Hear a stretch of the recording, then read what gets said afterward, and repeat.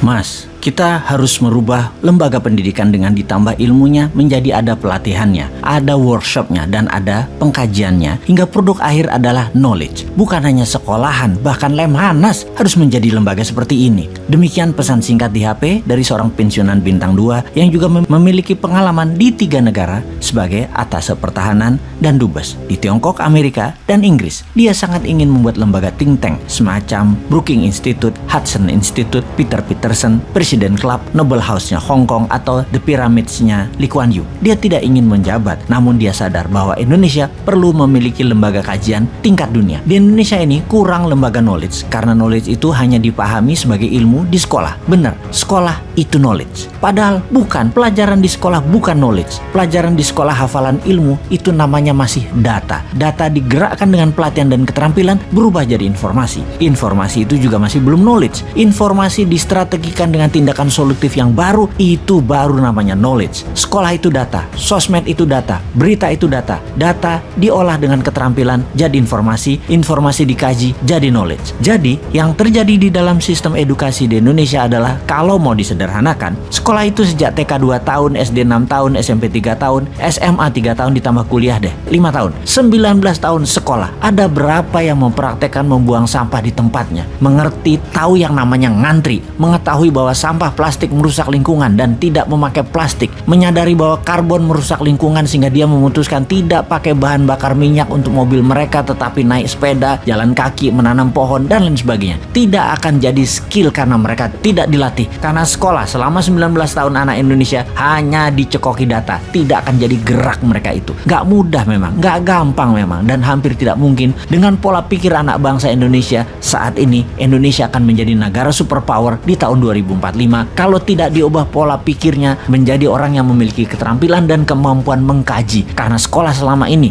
hanya bikin murid hafal data. 77 tahun Indonesia merdeka, pendidikan hanya hafalan data. Sampai saat ini bahkan sistem pendidikannya juga masih pakai sistem nilai, sehingga ketika dewasa yang dikejar hanya nilai dan hidupnya selalu menilai orang lain. Semua dinilai, semua ada angkanya. Bisakah dilakukan sistem pendidikan tanpa nilai dan tanpa PR seperti di negara paling bahagia di dunia, yaitu negara-negara Nordik seperti Swedia, Finlandia, yang semuanya bukan sistem angka penilaiannya, tapi kejujuran dan kata hati atau conscience. Kapan Indonesia menerapkan sistem edukasi berdasarkan kata hati, tindakan, dan pengkajian telaah masalah dengan critical thinking, berilmu? Harus new mind memang yang bertindak nih. Kita buktikan sekarang. Kita melihat sisi pejabat yang sedang berkuasa. Lebih gampang melihat tindak tanduk perilaku mereka karena mereka adalah yang membuat rakyat seperti saat ini, yaitu apatis, tak berhati, dan tidak kritis solutif. Itu ya karena regulasi yang pejabat buat, karena kebijakan yang pejabat buat, dan karena contoh perilaku pejabat-pejabatnya yang didiamkan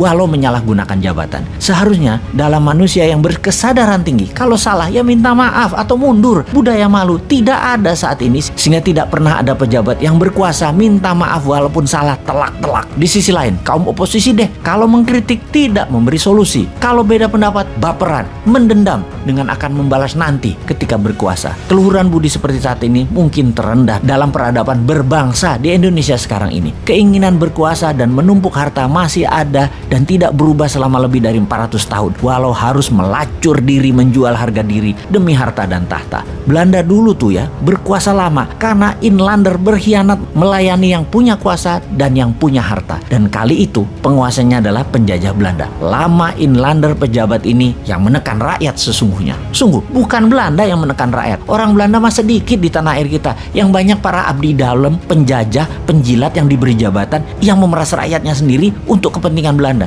Sungguh yang menekan rakyatnya ya pejabat putra bangsa yang tidak nasionalis, yang menjadi babu Belanda, yang membodohi rakyat selama ratusan tahun. Lalu zaman setelah kemerdekaan, negara asing masih bercokol namun kemasannya berbeda. Atas nama HAM, atas nama demokrasi, atas nama keuangan dunia, Amerika itu mencengkram Indonesia dan pejabatnya zaman Soeharto hingga zaman SBY seakan menjadi agennya Amerika. Lalu saat ini